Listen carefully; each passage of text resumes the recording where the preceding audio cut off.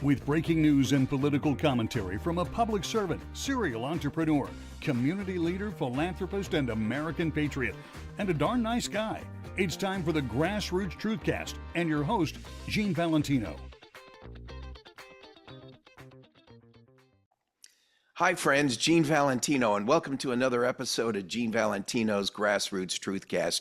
We've covered the gambit on so many different social and political issues, but today it's a chance to look at the media with a more careful eye. And I think you'll appreciate today's event. I'm with Chris Ruddy. Chris is the CEO and founder of a not so small network of news broadcast called NEWSMAX. Thank you, Mr. Ruddy, for being with us today. Well, Gene, please call me Chris. And you are you've got that Midas touch in business. So I feel like just being around you, I'll get some of the glow. And I see you and you have a great setup for your podcast. I love the Trump hat. And what does it say? Trump 2028? Oh, well, if we can get an amendment through on that, I would like that very much. Well, one never knows. That's right. But I appreciate you having me on, and I'm really honored and flattered that you're talking with me. And likewise, sir. Chris, I came out of broadcast journalism a long time ago and then morphed into business and business entrepreneurship my whole life. And I made a promise to my dad that before I got too old and gray, I'd circle back. So now in the later years of my life, I find myself enjoying what's come up since the early days of broadcast journalism is a whole new anomaly, a phenomenon of broadcast journalism. The whole concept originally of cable TV morphing into this streaming concept now. And look who's in the center of all of it is you and NEWSMAX, and how you've morphed to consider all those technologies in this brave new world. You want to talk about briefly the past of NEWSMAX, where it's at now and where it's going?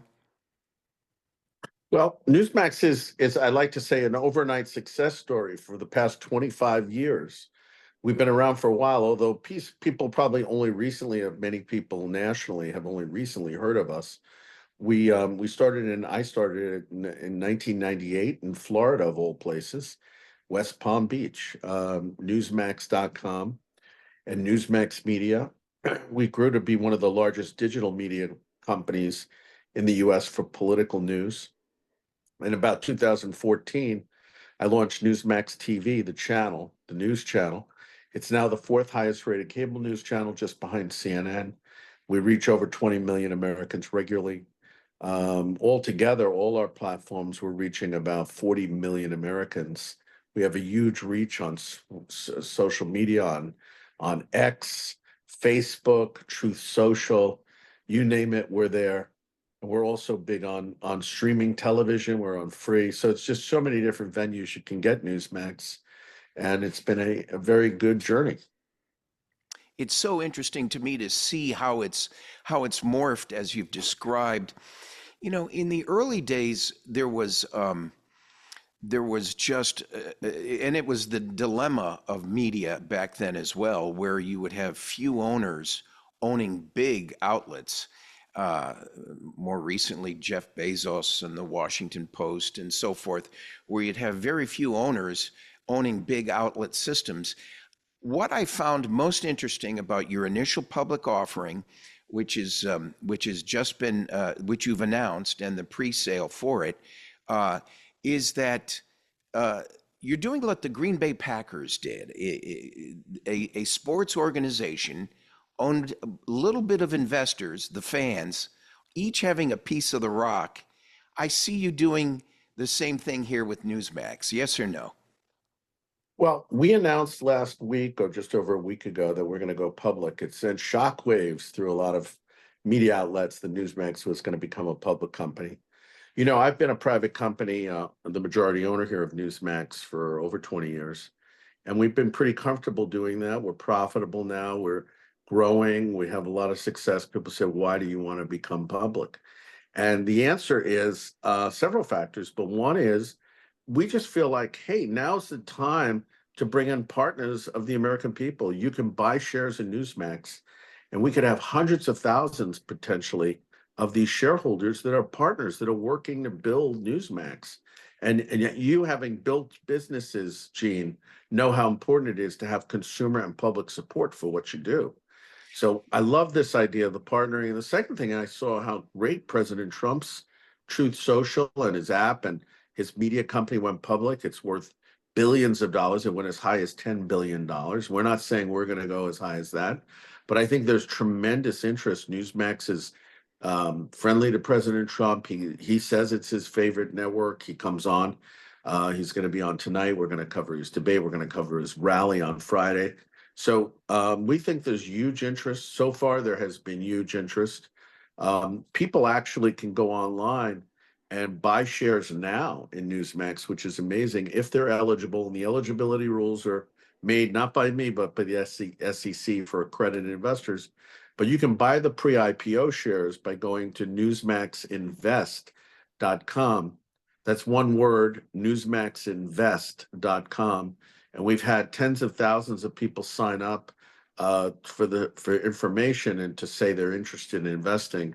It's been a real honor to get that type of response. Okay, and now I put on my investor hat as an entrepreneur, and I say, here you're coming in with over $200 million of potential investor dollars. What do you do with that money, and where do you go? I think I start the Gene Valentino show on Newsmax, make him into the next Bill O'Reilly, Tucker Carlson, and You might be stuck with me. then I make a few billion on that 200 million. As Well, long as geometric growth is a good thing.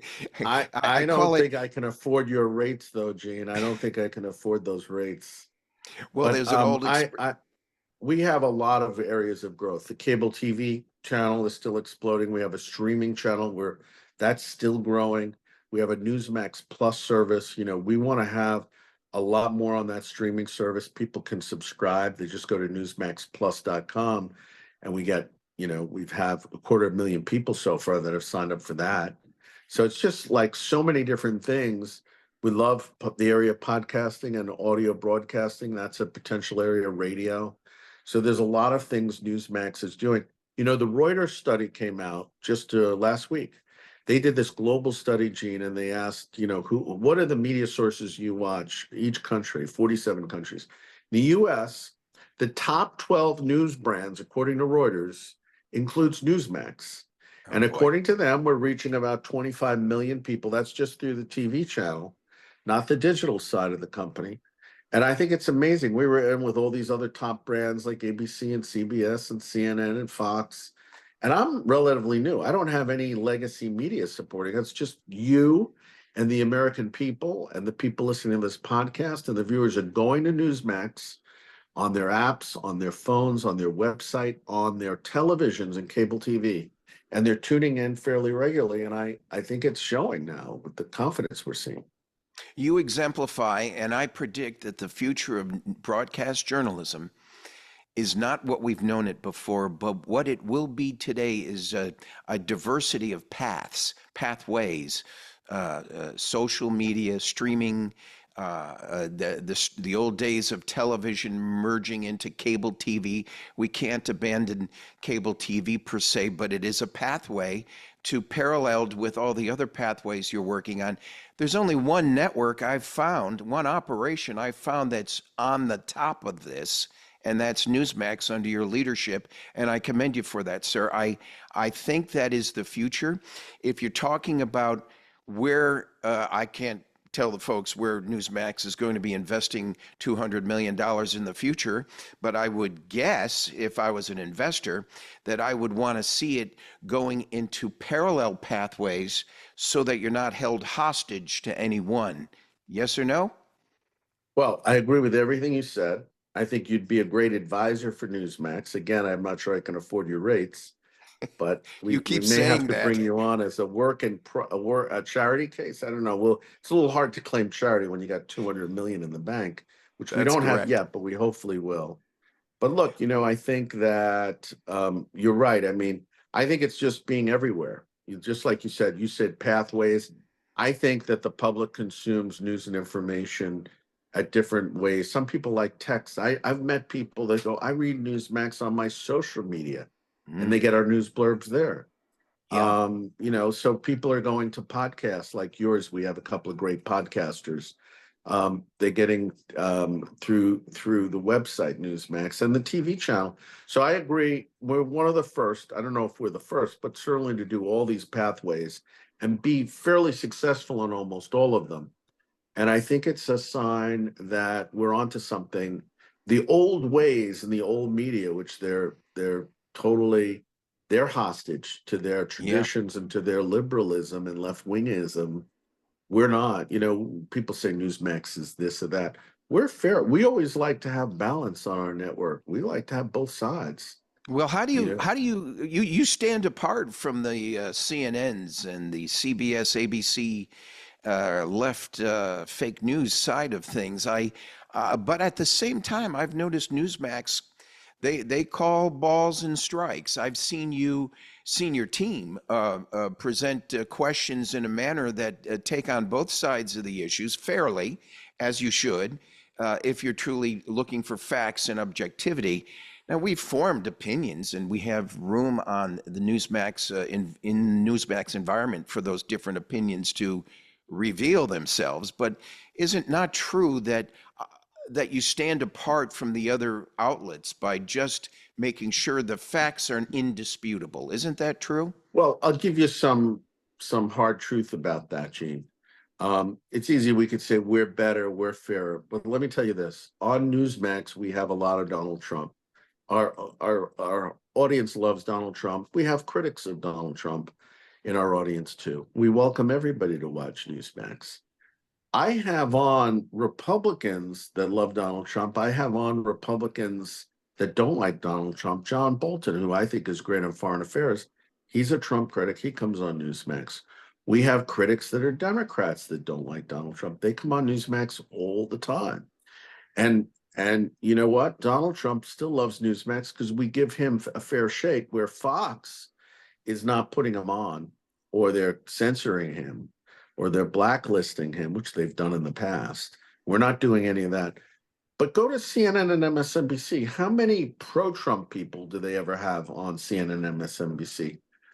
It's close to zero, my friend. It's close to zero. I Yeah. mean, CNN's probably a little tad better than MSNBC, but I don't know. I think if you go over to MSNBC and you say you're a Trump supporter, you're going to need a bodyguard to get out of there alive.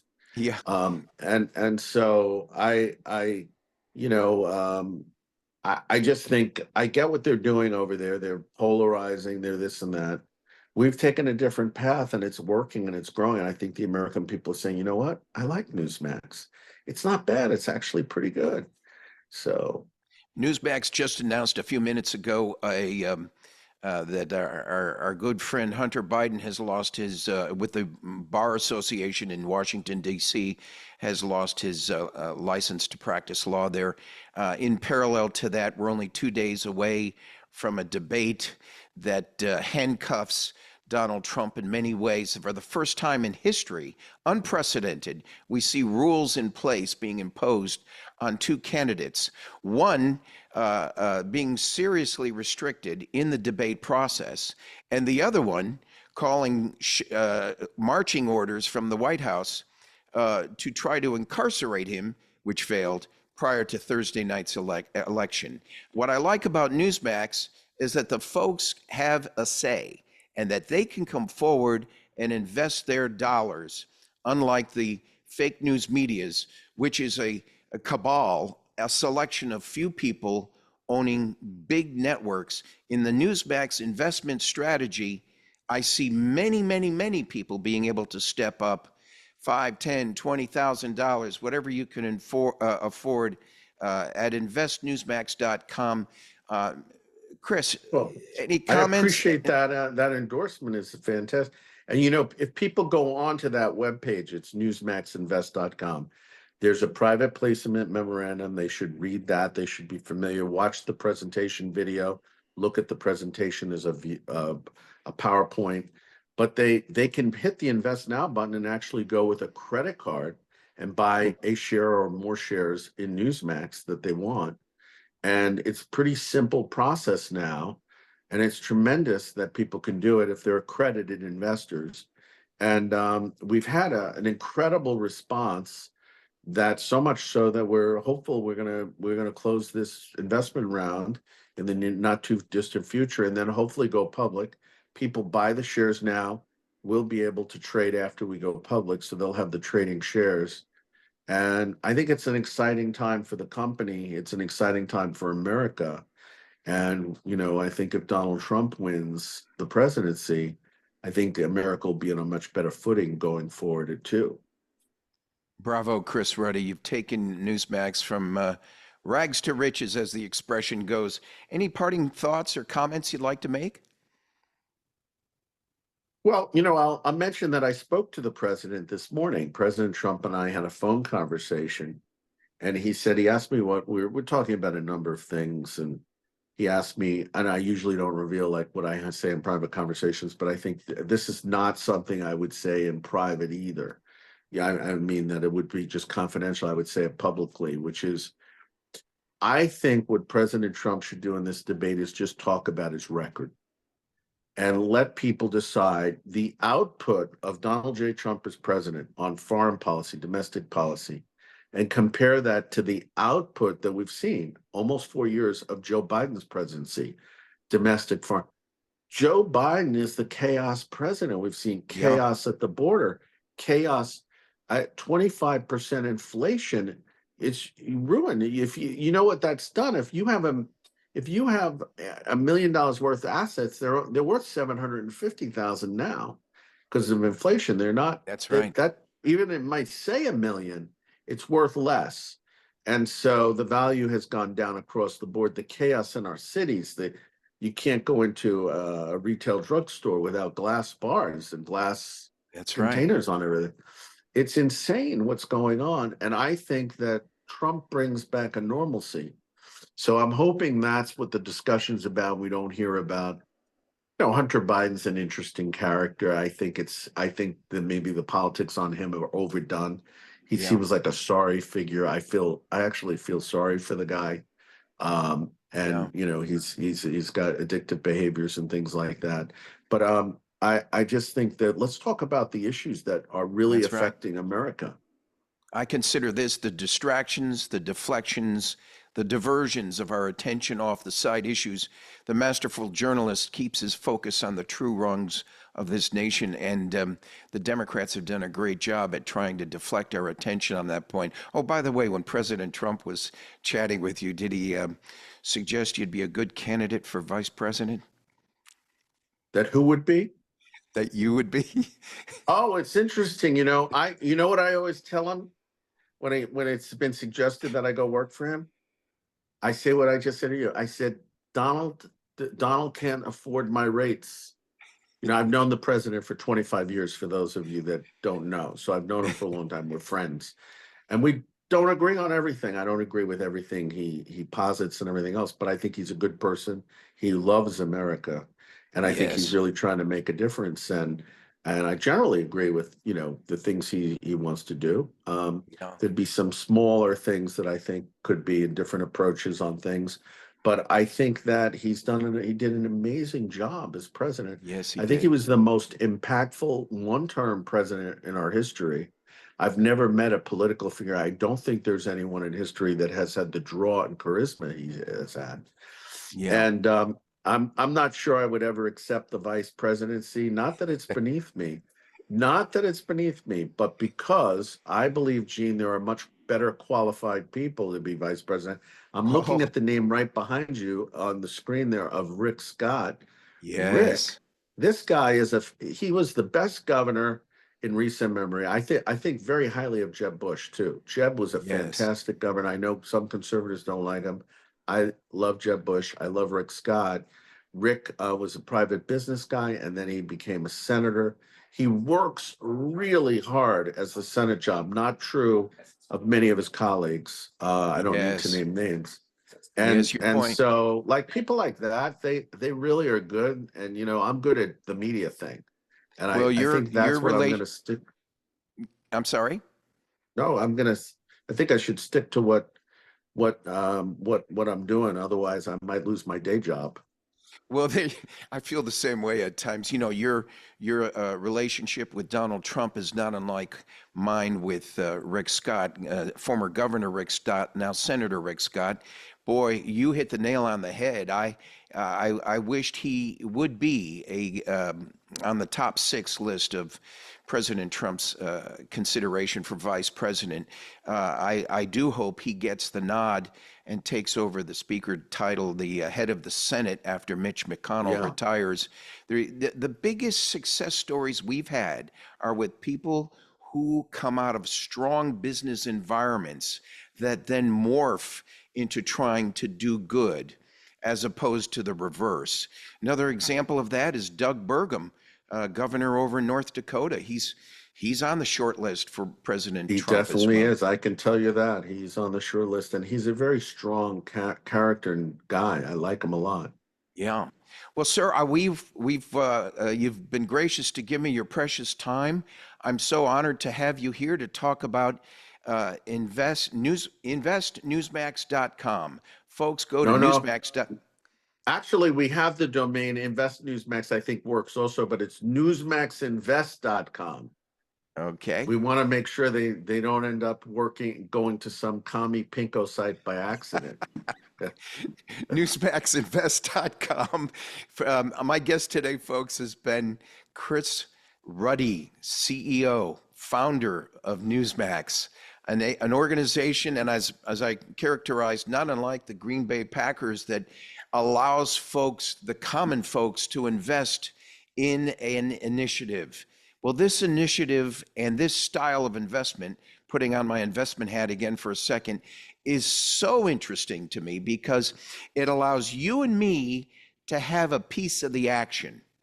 Do you have a piece of the action at Newsmax, at CNN, at MSNBC, at ABC and the like? I doubt it. But here's your chance to take a shot at a piece of the rock at Newsmax. And I'd encourage you to go to their website. We'll post it as well. Chris Ruddy, thank you for joining us today. It's been an honor and a privilege to have you on Gene Valentino's Grassroots Truthcast. See you all again soon. On to victory. On to victory. Yes, for sure. And watch the debate. We'll be covering the debate live with the president this Thursday. Thank you, Mr. Ruddy. Thank you, Gene. Thanks for joining us for Gene Valentino's Grassroots Truthcast. Be sure to like and subscribe, and God bless America.